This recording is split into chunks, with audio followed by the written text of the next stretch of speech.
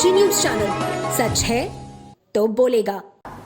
जनपद मिर्जापुर के लालगंज थाना क्षेत्र के एक गांव में कक्षा 4 में पढ़ने वाली छात्रा के साथ अध्यापक द्वारा दुष्कर्म किए जाने का प्रकरण सामने आया है।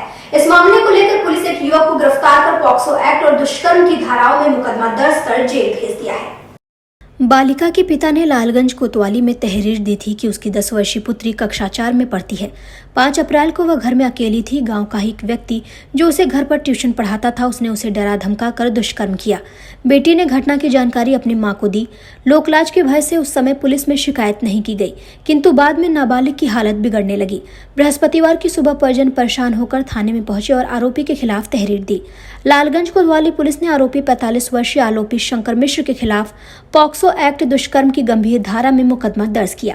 प्रभारी निरीक्षक विजय कुमार चौरसिया ने आरोपी की तलाश में दबिश देकर उसे गिरफ्तार कर लिया। आरोपी को जेल भेजकर पुलिस मामले की छानबीन में जुटी हुई है। ये वास्तविक में घटना दिनांक 12/4/2022 की है और 3 दिन बाद इस घटना संज्ञान में आई है और वादी की तहरीर के आधार पर 376 और पॉक्सो एक्ट के तहत मुकदमा पंजीकृत किया गया है। इसमें आरोपी ट्यूशन टीचर है जो बच्ची को ट्यूशन पढ़ाता था और उसी के द्वारा इस तरह की घटना को कारित किया गया है। आरोपी आरोपी शंकर मिश्रा को गिरफ्तार कर लिया गया है और उसको जेल भेजा जाए। तो ये 12 तारीख को क्या घर पे वो गया था कोचिंग पढ़ाने या? हाँ, घर पे कोचिंग पढ़ाने गया था। उस वक्त कोई घर का सीनियर मेंबर घर पे मौजूद नहीं था। बच्ची थी और उसका छोटा भाई। तो इलाके में क्या सर काफ़ी दिनों से ये कोचिंग? 2-3 साल से ये इस तरीके का घर जाके ट्यूशन पढ़ाने का काम ये करता रहा। तो अभी गिरफ्तारी हो गई है? गिरफ्तारी हो गई है और जेल भेजा। हनुमान जयंती के पावन अवसर पर जनपद वाराणसी के कुरुगांव स्थित हनुमान मंदिर में विशेष पूजन अर्चन एवं भव्य भंडारे का आयोजन किया गया। इस दौरान सैकड़ों श्रद्धालुओं ने एक भव्य शोभा यात्रा भी निकाली। कपसेठी थाना क्षेत्र के कुरुगांव में हनुमान जयंती के अवसर पर हनुमान मंदिर पर एक भव्य कार्यक्रम आयोजित किया गया, जहां हनुमान जी का श्रृंगार कर कपसेठी से सकलपुर तक शोभा यात्रा निकाली गई।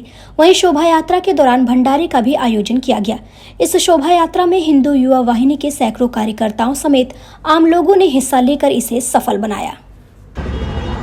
आज श्री हनुमान जन्मोत्सव है, जैसा कि सभी लोग जानते हैं, और कुरु क्षेत्र के क्षेत्रवासी और बड़ा गांव और सेवापुरी और राजा तालाब तहसील के हिंदू युवा वाहिनी के कार्यकर्ताओं के सौजन्य से ये हनुमान जन्मोत्सव शोभा यात्रा का ये आयोजन निश्चित हुआ था, जो लगभग में अपने अंतिम पड़ाव पे है।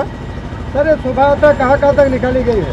शोभा यात्रा कुरु हनुमान मंदिर से शुरू होकर के कपसेठी सकलपुर होते हुए डी बाबा मंदिर से फिर हनुमान मंदिर पर समापन होगा। खबर चंदौली से है, जहां पुलिस की सुस्ती की वजह से चोरी की घटनाओं पर लगाम नहीं लग पा रहा है।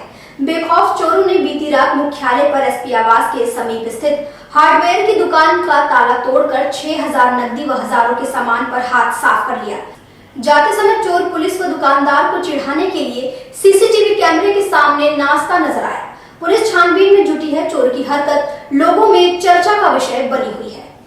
सदर कोतवाली के जसूरी गांव निवासी अंशु सिंह का मुख्यालय पर एसपी आवास के समीप हार्डवेयर की दुकान है। शुक्रवार की शाम वे दुकान बंद कर घर चले गए।